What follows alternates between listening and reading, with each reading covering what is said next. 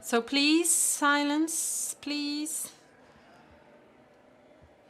We need to respect this, and please also outside in the corridors, keep quiet.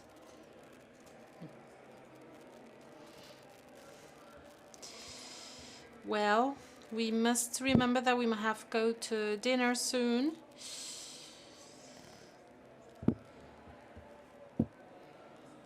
So we are going to spend about half an hour or so, 40 minutes perhaps.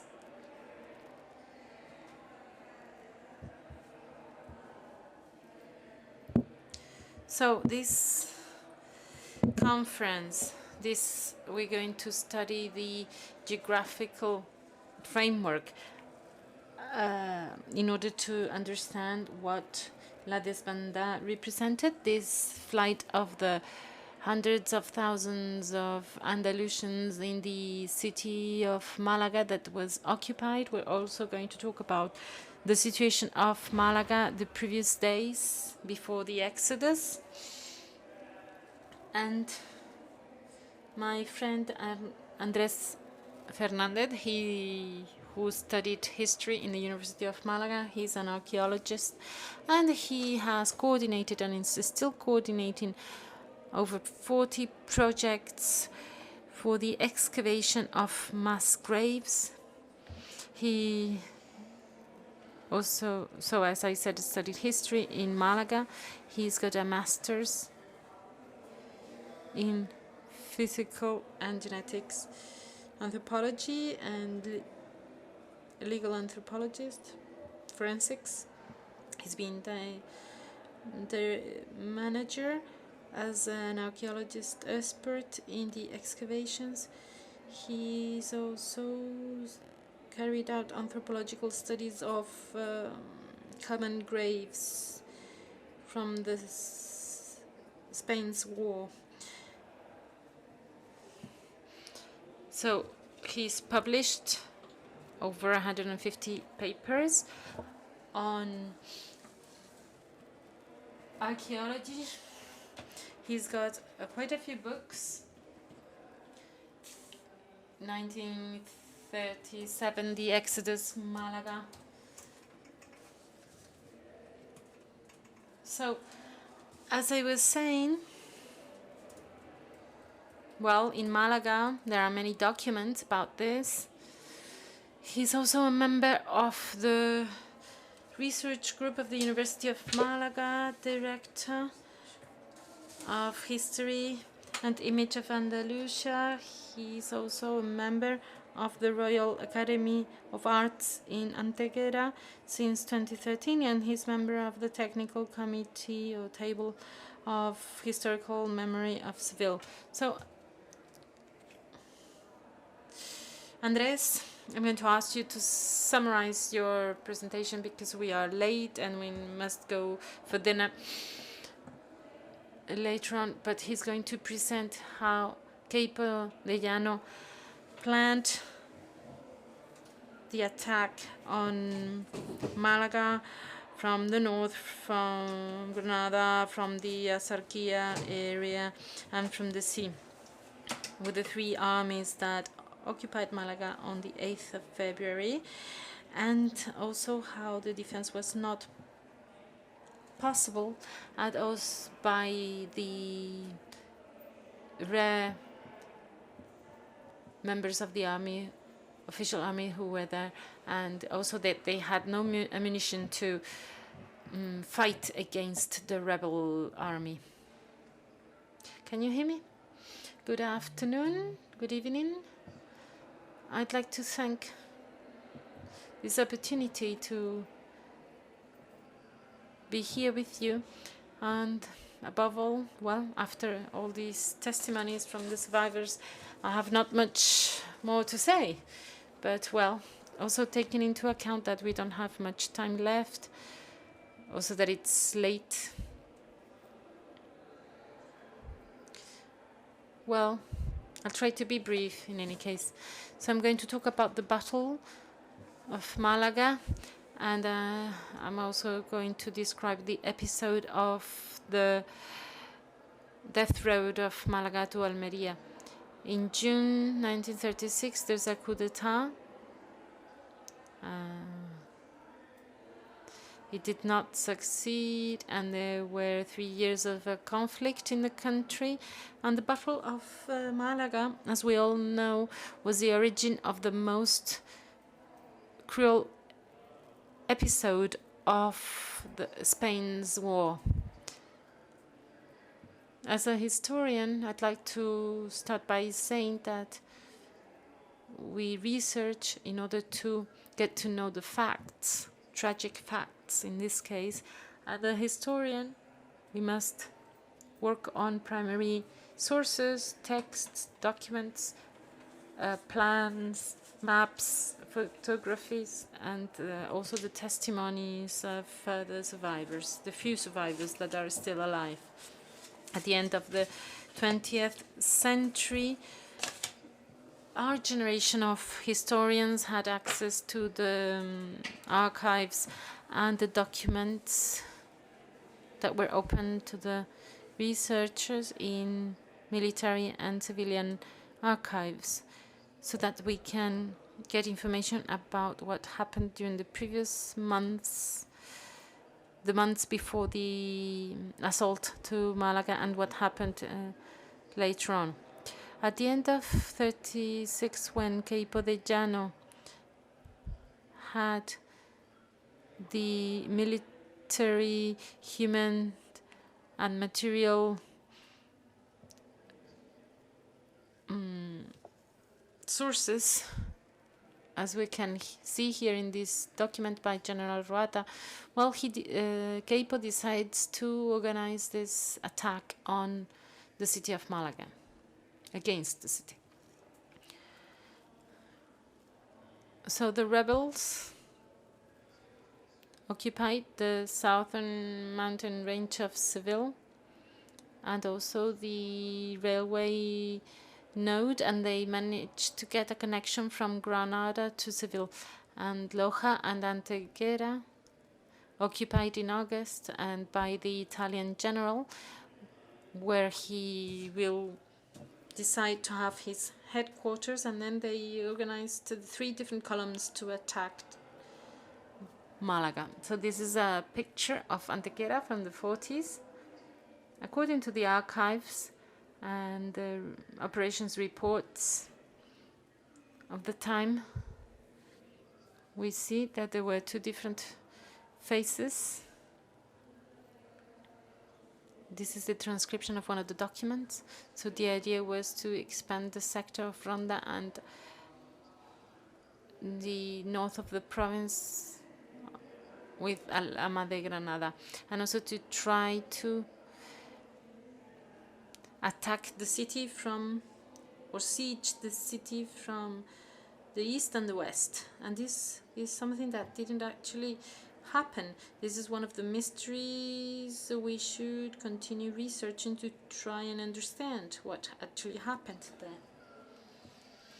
So we talk about the desbandada, the flight, the exodus from Malaga to Almería. But as we all know, this massive exodus started in other provinces, in Cádiz and other villages of the province of Malaga, in Huelva and Seville.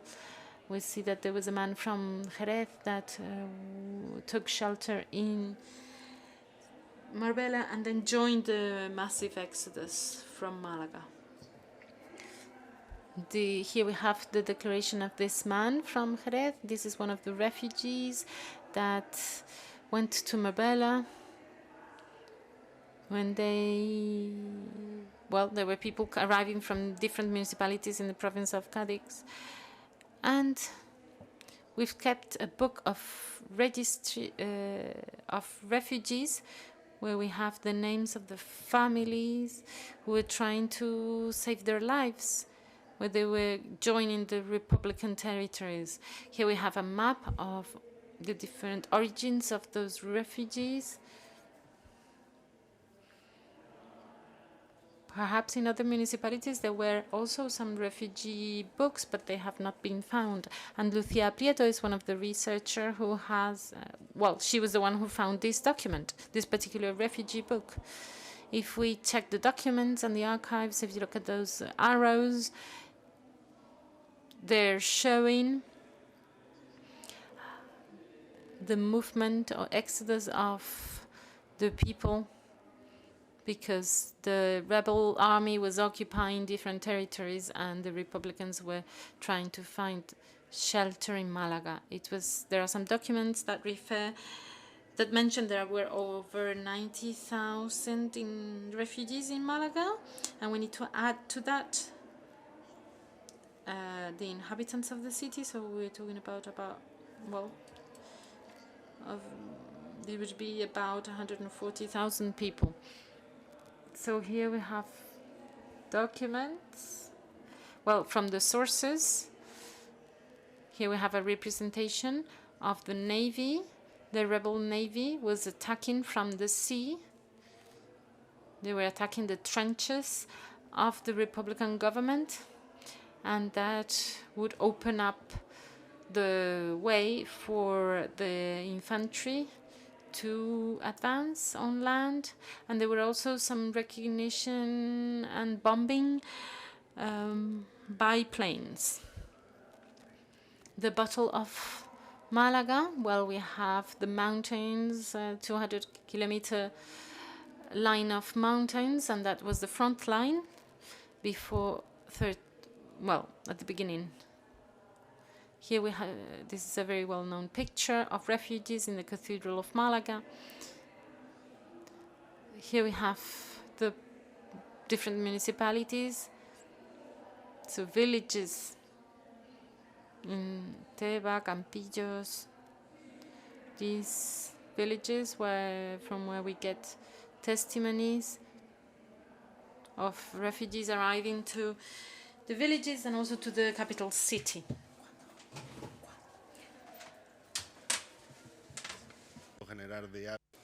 If we quickly have a look at the General Archive in Avila, we can find a couple of photographies and documents on how the war was being developed day by day, the building of trenches and how they tried to defend themselves. The archive of the air troops and all the movements that took place on the plains, and also the cruises that attacked Malaga, Canarias and Baleares. Also details of bombing of some populations in Malaga. This documentation allows us to corroborate oral testimonies of the German participation. There's some denial on that, and there is a document here that shows that when the bombing of the port of Malaga was taking place, this was done by the German on the 2nd of January of the year 37. Another document here, that's when physically the materialization of the occupation of the capital, Malaga, took place. So the bombing, the recognition of not only Malaga but other spots with this document. All of these documents talk, and these are our primary sources, and that's another piece of evidence. On the 19th of February, they talk about fugitives. The date in which Malaga is occupied is the 18th of February, but days before, civil population left, and they reached Almeria on the 6th. In the last few lines that are underlined, they talk about fugitives from Malaga to Montreal. This line of tracks is bombed with the ammunition of 24 bombs of 10 kilos each, and explaining that the actions they were taking. These were the conversations between planes and the airport in Tablada. As I say, the Marine Archive, this Vitacora reports, we have to say that military men were very thorough when detailing the movements and where they were, what they were doing, and how the cruises and submarines and other actions were taken, and that allows us to see what happened on that day. As I say, on the 10th of January, based on the documents and the reports, and the offensive against Malaga starts, cutting the communication lines coming from the coast with the support of the rebel team from Ronda. Another column of infantry that reached Coin, and I cannot help remembering Salvador, one of the witnesses that is not here with us anymore, but he gave us the testimony of what happened and what he could suffer at that time. So columns that took the roads to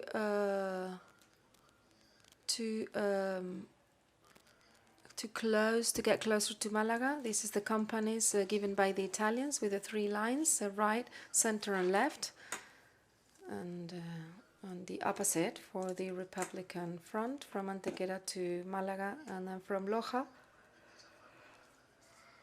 and then from Venta de Zafarraya until they got to Vélez Malaga.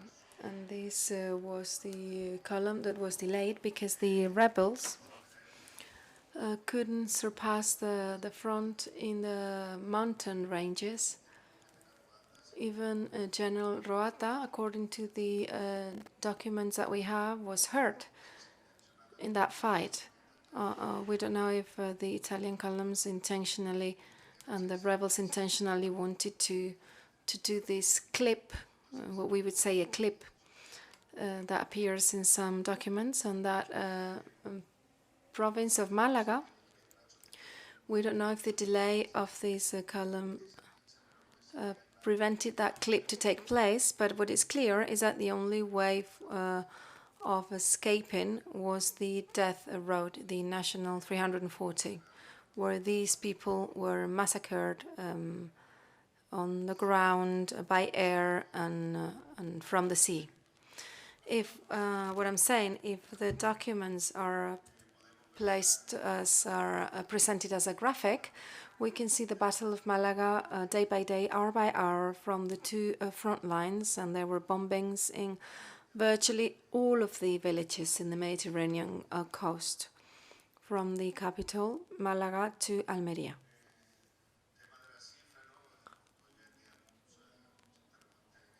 Figures, well, there are still many questions in the air about what happened.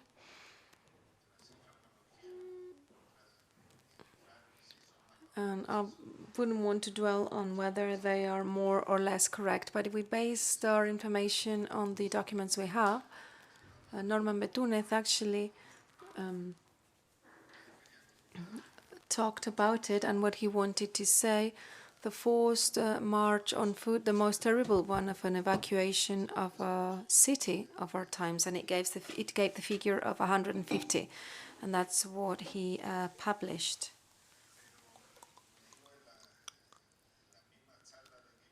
But as I say, in the same talks of Capo de Llano, they talked about 250,000 people. They said the cowards that were escaping.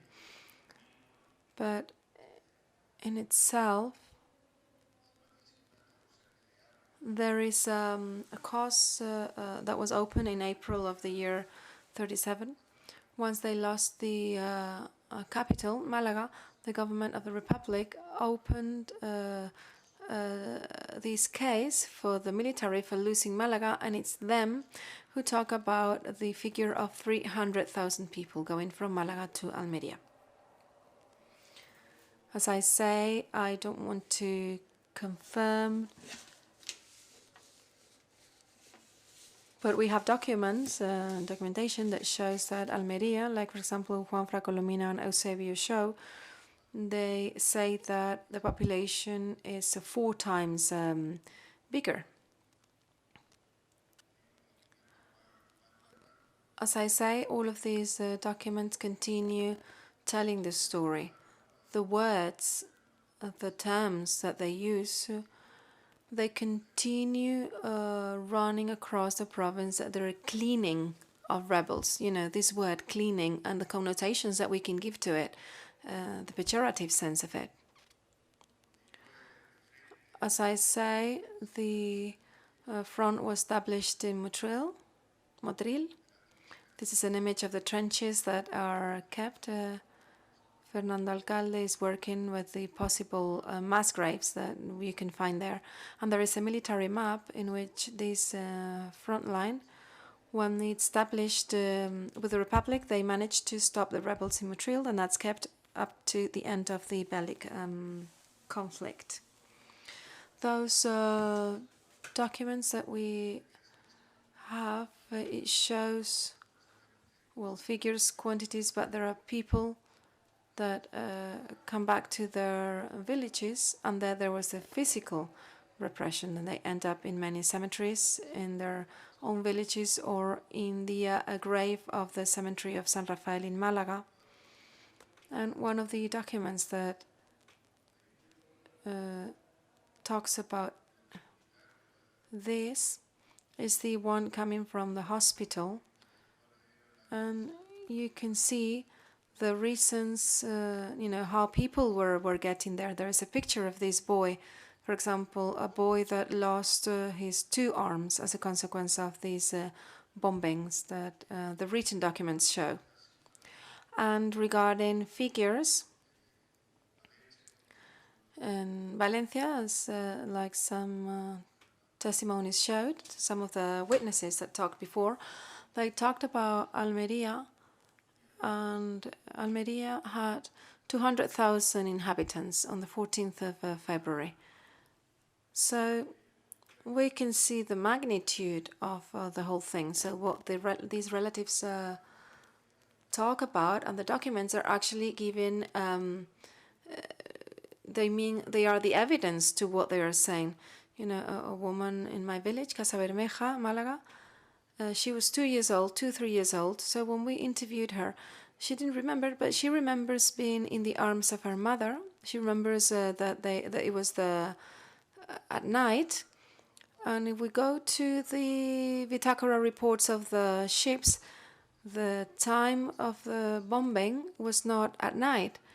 So they moved at night, so they walked and ran at night because there were no bombings.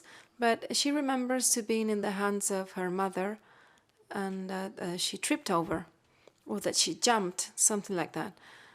So, judging by the dead people in that on that road, probably the reason why she was tripping over, it's because of all those victims that were lying on that road. And if we have a look at the document sources, they used the press to be able to reunite families, people that had been lost in certain spots of the coast of Spain, and they used the press, the newspapers, to call for that bringing together of families. As I said, this was the most tragic and the most cruel episode in qualitative terms. And I leave it open also for the future because there is still a lot to study, and there are many doubts and many questions to answer in this episode. But I encourage historians, researchers to continue to deal with this topic and reach the widest and the strongest possible truth. Having said that, congratulations on the organizers of this conference. And well, I'll try to be brief. Thank you.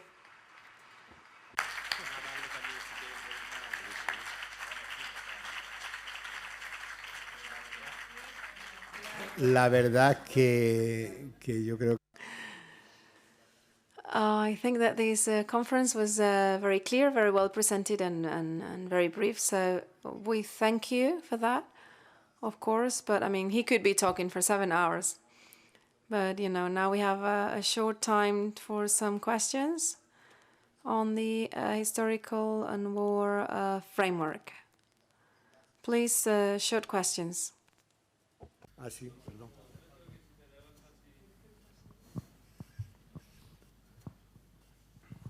Manolo, y estamos en la vez.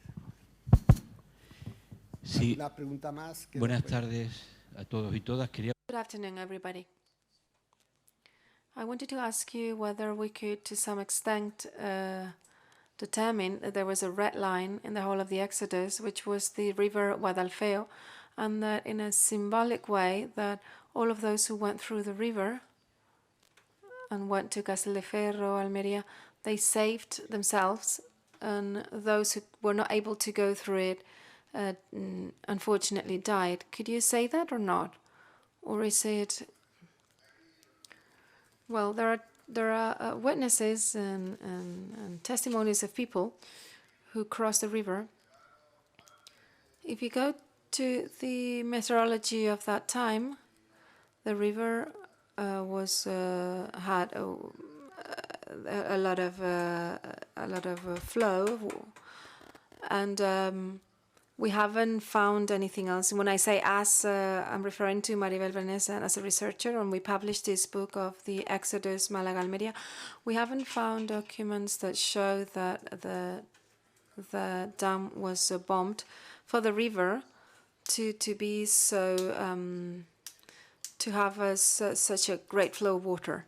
There were many people who died. There were other people who came back. Some of them didn't suffer from these post-war punishments, and some of them ended up in the San Rafael mass graves or in the cemetery of their villages. But this red line, yeah, it's one of the unanswered questions that we should continue to investigate. No, Manolo primero, Manolo Morales.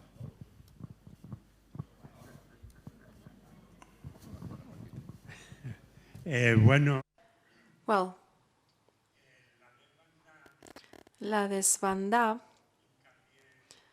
Here we have been talking about, we highlighted a heroic act that we understand took place in Torre del Mar when the person in charge of the lighthouse on the 7th at night and the 8th at night, he turned this lighthouse off so that the Italian aviation wouldn't shoot the people because, you know, the light of this lighthouse was made all of these people visible. But we have the contradictory information that for many months all of the lighthouses of the province had been turned off. The government of the Republic had ordered to do that precisely not to show ships and planes what movements were taking place on the ground. So maybe we can think that this episode was invented, because if the lighthouse had to be off, then he didn't do anything heroic. They had to be off.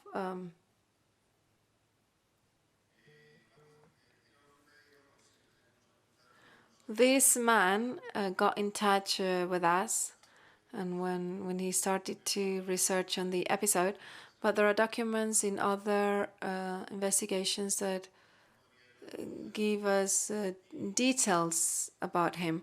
I couldn't say that whether that is true or not. But what is clear, because we have analyzed these Vitacora reports of the Canarias, that the time for the bombing, so at night, ships didn't bomb people. Actually, they went to other spots, sometimes Africa, or that's another of the unanswered questions that we have before us. They are basically theories. sé cómo se llama. Una pregunta, en el... I have one question. In the map that you presented at the beginning, you can see that the migration, the one before, goes to Malaga from the mountain range of Córdoba and Granada. Why, if Jaén was a Republican area, you know, the part of the mountain range of Córdoba, why didn't they go to Jaén? Why did they go to Malaga? They don't know. Okay, well, we don't know.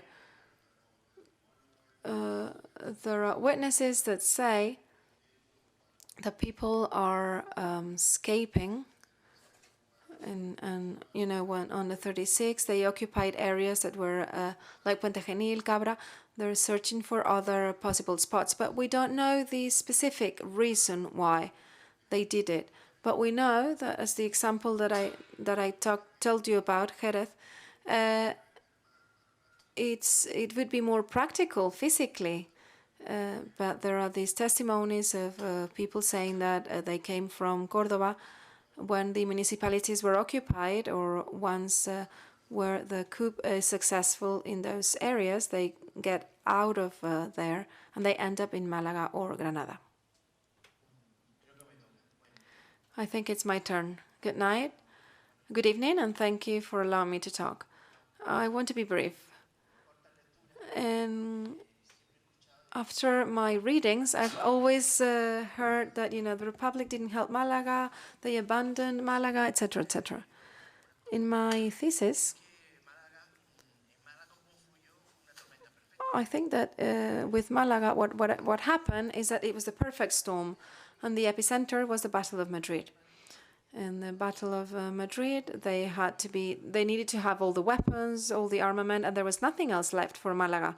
And this lady just asked, why didn't you go to Madrid?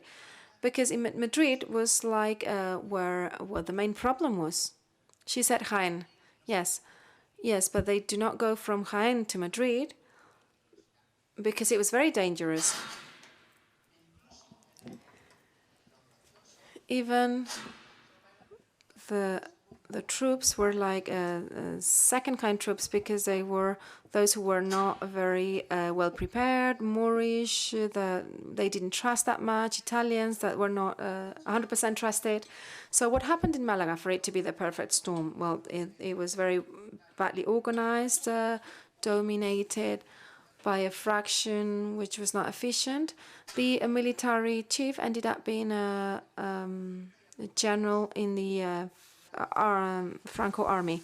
But the question is, the Battle of Madrid, is it the main reason why we didn't have a more effective help for Malaga, more effective aid? Well, this is a topic to be debated on. There are different aspects and factors regarding the front line. And actually, Franco itself with Queipo, they dealt with this topic of the occupation. When we talk to military men, the importance of occupying Malaga was there because it was a port city as well. The lack of agreement within the system was one of the factors. There are some reports in which they show that from Valencia they send the Colonel Villalba, when they occupied Marbella on the 14th of January, they got closer to the front, and you could see that they either used the means at hand, human and military means, or that battle was lost. And when you see the documents, you have very clear in mind that if they were going to lose a battle, that was Malaga's battle. When you have a look at all the military documents, you see that it was a matter of days, and they could have even occupied it before. Maybe they didn't do it because the front of Madrid was still open. But if the rebel knew, they could have advanced faster. One of the consequences was the climatology.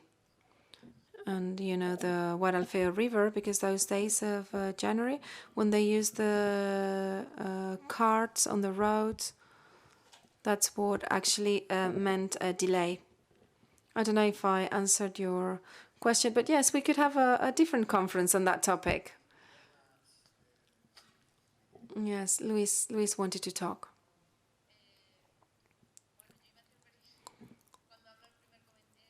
I was going to say something when our first colleague talked, to say that all questions regarding the consequences of the Exodus will be part of tomorrow's speech.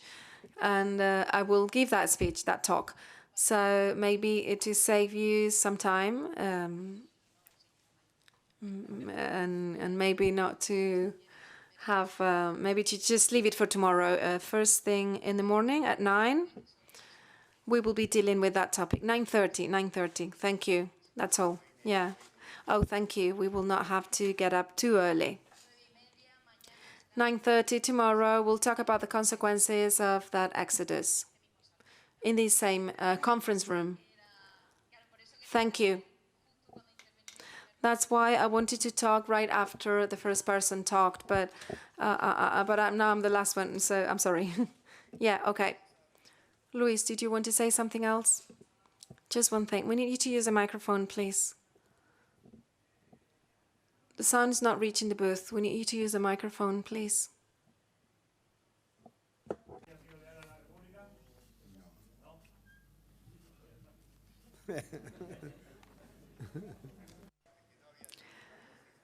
Like that, that hadn't been. And with this, we're going to give Andrés a round of applause, and we finish our day. A very intense day. Thank you all for this wonderful session.